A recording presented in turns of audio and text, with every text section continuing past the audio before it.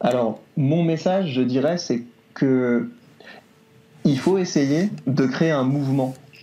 Donc, si on a une cause qui nous tient à cœur, si on a un projet qui nous tient à cœur, si on a un produit à vendre, il faut arriver d'une certaine manière à dépasser notre thématique et à l'aborder comme une campagne politique. Mhm. Et c'est quelque chose que je trouve grisant, quelque chose qui est stimulant, mais c'est aussi quelque chose qui est efficace.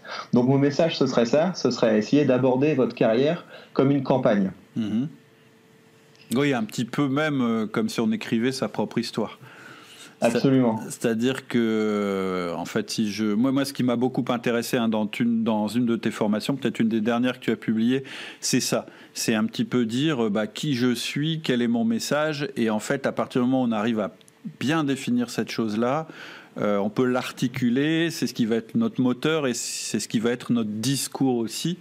Et cette cohérence qu'on va avoir, elle va se ressentir dans l'efficacité de notre communication et même de nos actions. C'est-à-dire qu'il va y avoir un alignement complet entre ce qu'on dit, ce qu'on fait et ce qu'on pense.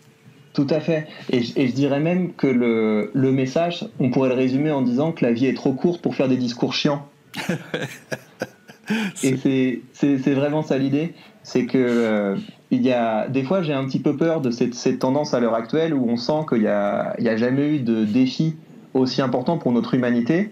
Et puis il y a quand même pas mal de gens qui se réfugient dans des paradis artificiels, donc dans les jeux vidéo, sur Netflix, alors on pourrait décider de commencer à marquer des points dans la vraie vie. Et ça commence effectivement par cette volonté de changer notre discours un peu en un parcours de héros. Mmh. C'est marrant que tu mentionnes ce mot parce que un des derniers podcasts que j'ai enregistré avec Alexia s'intitule « Faites de vos collaborateurs des héros ». Et je pense que c'est un sujet absolument passionnant. D'ailleurs, je vais bientôt inviter quelqu'un sur le podcast qui a aussi une thématique autour de ça. Parce que pour moi, c'est vraiment la clé la clé de l'animation de nos collaborateurs, qu'on soit chef d'entreprise ou qu'on soit manager, c'est à la fois de se considérer comme le héros de notre vie, mais aussi quand on a une équipe à faire fonctionner ou un public auquel on doit s'adresser, à faire de nos collaborateurs ou de nos clients, ou peu importe les personnes avec qui on doit interagir, à en faire eux aussi des héros à l'intérieur de notre histoire. Tout à fait. Et donc, du coup, je rebondirais bien sur ma manière spécifique de faire ça, ouais. Parce qu'effectivement, donc cette idée qu'il faut commencer à aborder notre projet comme quelque chose d'un peu épique, c'est quelque chose vers lequel beaucoup de disciplines convergent. Et je dirais que ce qui est spécifique avec la rhétorique, c'est sur les outils qu'on va utiliser pour donner cette dimension épique à nos discours. Et donc, je voudrais juste te raconter un des exercices que j'aime bien faire avec les gens qui commencent à travailler avec moi. Ce que je leur demande de faire, c'est d'écrire la première page de leur roman. Et donc, pourquoi je leur demande de faire ça ? Parce que souvent, au fur et à mesure de la vie, on a notre style et notre écriture qui se ratatinent. Parce qu'on est habitué à avoir un rapport utilitaire à l'écriture.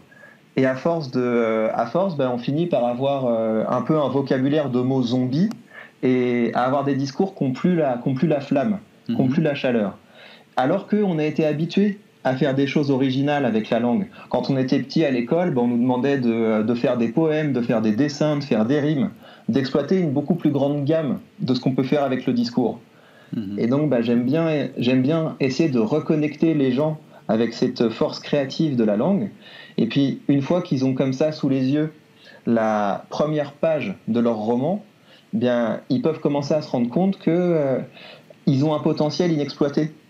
Et donc, toutes ces ressources, cette capacité à bien décrire, cette capacité à faire du suspense, cette capacité à narrer, c'est des choses qu'il faut récupérer dans notre communication professionnelle. Et donc, une fois qu'ils ont cette première page de leur roman sous les yeux, l'idée, c'est d'essayer d'avoir un étalon à l'aune duquel on peut mesurer la pauvreté de notre communication professionnelle et essayer de hausser le niveau.